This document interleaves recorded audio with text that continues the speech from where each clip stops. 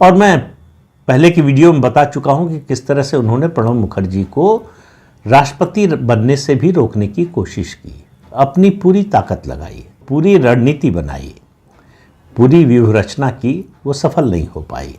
एक प्रणब मुखर्जी के खुद के प्रयास के कारण वो समझ गए थे कि प्रधानमंत्री नहीं बनाया 2004 में, अब कभी स्थिति आई तो भी कभी बनाएंगे नहीं, और राष्ट्रपति इस बार नहीं बने तो इसके बाद राष्ट्रपति बनेंगे नहीं। दूसरी भूमिका थी दो अन्य लोगों की, मुलायम सिंह यादव और ममता बनर्जी।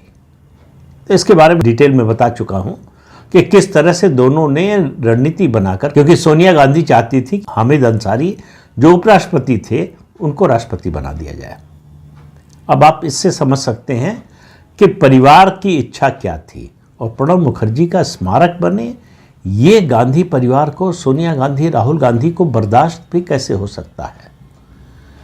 तो मनमोहन सिंह के स्मारक को लेकर कांग्रेस पार्टी ने राजनीति की, घेरने की कोशिश की प्रधानमंत्री नरेंद्र मोदी को कि उनका स्मारक नहीं बना रहे। हालांकि वो अतीत भूल गए, इतिहास भूल गए। कितने बड़े बड़े लोगों का स्मारक दिल्ली में नहीं बनने दिया कांग्रेस पार्टी ने। नेताजी सुभाष चंद्र बोस, मेरा मानना है कि आज़ादी के सबसे बड़े नायक, उनका स्मारक कांग्रेस पार्टी ने कभी बनने नहीं दिया।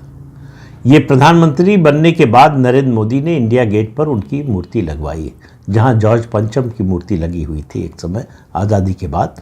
कुछ साल बाद वो हटा दी गई थी, वो जगह खाली थी, वहां पर नेताजी सुभाष चंद्र बोस की मूर्ति लगाई गई। ये मोदी सरकार का फैसला था, जो जाहिर है कि कांग्रेस को और गांधी परिवार को बिल्कुल पसंद नहीं आता। दूसरी बात देखिए, आप नेताजी के अलावा सरदार पटेल, जो रियासतों के भारत में विलय के सबसे बड़े कर्ता थे, सबसे बड़ी भूमिका जिसकी थी, देश के पहले उप प्रधानमंत्री, गृह मंत्री, गांधी जी के करीबी, वही प्रधानमंत्री बनते अगर गांधी जी ने अपना वीटो न लगाया होता।